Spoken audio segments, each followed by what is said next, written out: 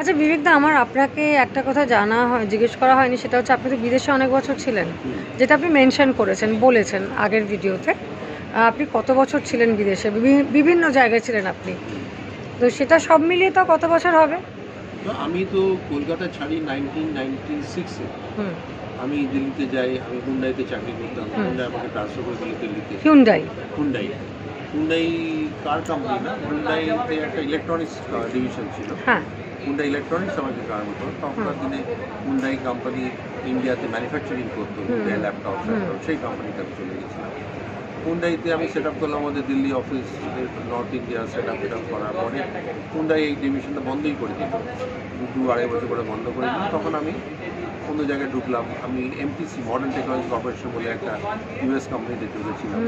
তাদের একটা বিরাট set up ছিল নয়ডা সেক্টর 37-এ। সেখানে আমি বেশ কিছুদিন চাকরি করেছিলাম। তারপরে আমি আইবিল্ডে ছিলাম, বাল্লারপুর ইন্ডাস্ট্রিজের যেটা, সেখানে ছিলাম আমি। তারপরে আমি একটা টেলিকম কোম্পানি ছিলাম, খুব নাম করা টেলিকম কোম্পানি, নাম ছিল এস্টেল টেকনোলজিস।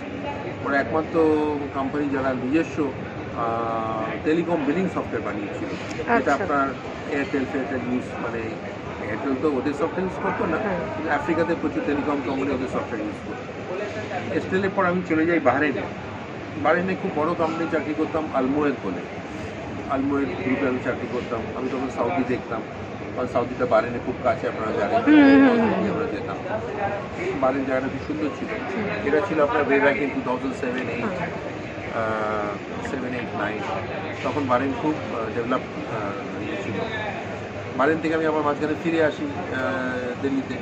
আমি সেজ ইন্ডিয়াতে জয়েন করি। সেজ ইন্ডিয়াতে আমি দেখি নর্থ ইস্ট, নেপাল, ভুটান, বাংলাদেশ দেখতাম আমি, দিল্লিতে বসে দেখতাম আমি।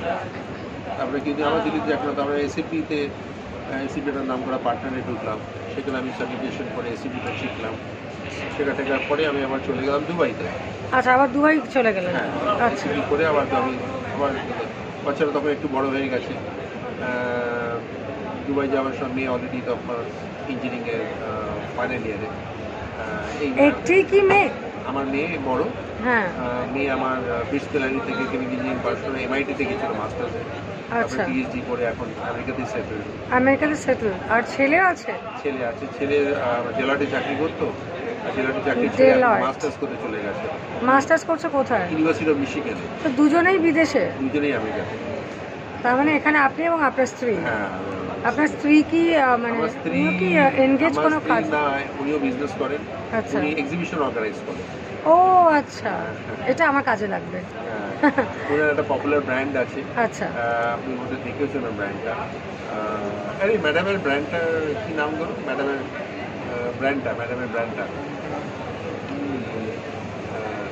ঠিক আছে, আপনি আমাকে কালকে বলবেন। ক্যানভাস জানো? ক্যানভাস, আচ্ছা।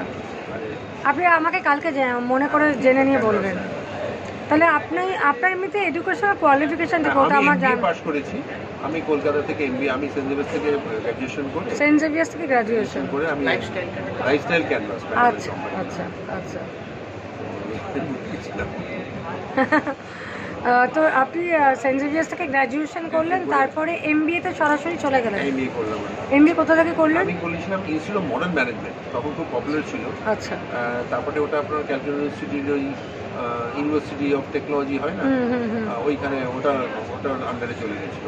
আচ্ছা, শিবপুর বি কলেজের ক্যাম্পাসে ছিল। সেটা অনেক বছর, আমি 91-এ পাস করি। আচ্ছা, এমবিএ করে তারপরে আপনি সরাসরি চাকরিতে চলে গেলেন? তার মানে আইটিতেই কাজ আপনি করেছেন? বরাবরই আইটি। মানে টোটাল মোট তাহলে আপনার আইটি সেক্টরে কত বছর এক্সপিরিয়েন্স, দেশ এবং বিদেশ মিলিয়ে বলছেন? 35 ইয়ার্স। তো রিটায়ারমেন্টটা কবে হলো? এই তো 2020-তে দুবাই থেকে আমি রিটায়ার করে নিলাম। মোটামুটি চাকরি থেকে রিটায়ার করে নিলাম আমি দুবাই থেকে। আচ্ছা, ওটা কি আপনি করে নিলেন? হ্যাঁ, আমি করে নিলাম। অনেক বছর মা একলা ছিলেন, মা একা ছিলেন। পরে আর আমাদের সেটা ছিল, আচ্ছা, বড় তো ইচ্ছে ছিল। অনেকে কি হয় রিটায়ারমেন্টের পর আবার চাকরি করে বা কোনো কনসালটেশন কিছু একটা করে, তো আপনি সেই দুটোর মধ্যে কোনোটাই না করে আপনি সরাসরি বিজনেস, Business-এ ঢুকে গেলাম। তো আপনার ইচ্ছেটা ব্যবসা, তার মানে একটা ছিল, একটা ইচ্ছে ছিল, মনের মধ্যে একটা ইচ্ছে ছিল, ব্যবসা করার ইচ্ছে ছিল। তো সেটা এখন আপনি সাকসেসফুলি করছেনও। এখন দেখুন টাকার অসুবিধা সেরকম তো বিশাল যে একটা প্রফিট হচ্ছে তা না। না ঠিক আছে, প্রফিট তো প্রথমে চোখে দেখা যায় না, হ্যাঁ ক্রমশ ওটা হতে থাকে প্রফিটটা। হ্যাঁ, এখন প্রফিট যে কবে আসবে আমরা ঠিক জানি না। মাঝখানে আমি একটা আবার প্রাইভেট লিমিটেড কোম্পানি শুরু করে দিয়েছি, আচ্ছা আচ্ছা আচ্ছা ওয়াটার বলে।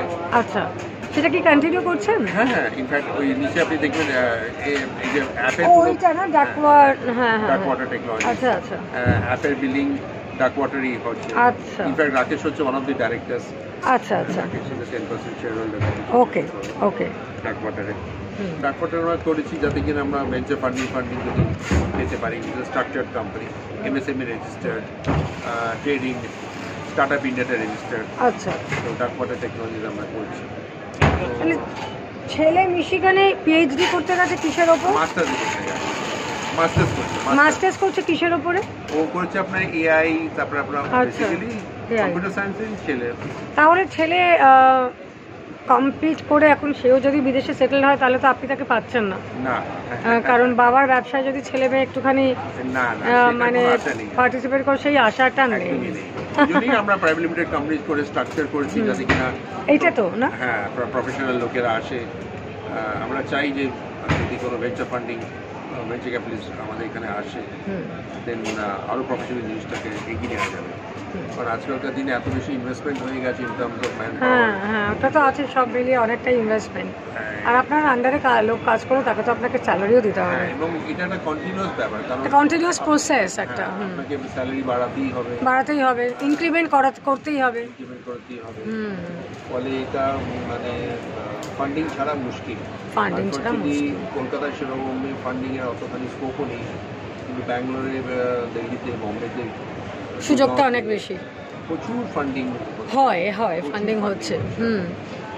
ফলে এটা আমাদের অনেক কিছু প্রবলেম আছে এখানে, কিন্তু হ্যাঁ উপায় নেই, আমাদের দেশ, আমাদের শহর কলকাতা।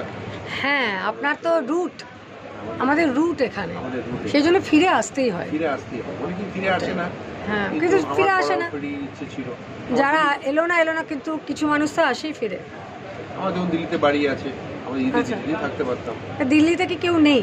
না, আমাদের বাড়িটা ফাঁকা, মানে আন্ডার লক অ্যান্ড কি? লকে। আচ্ছা তো এখন এই আর কি। আচ্ছা, এটা তো আমি বুঝলাম।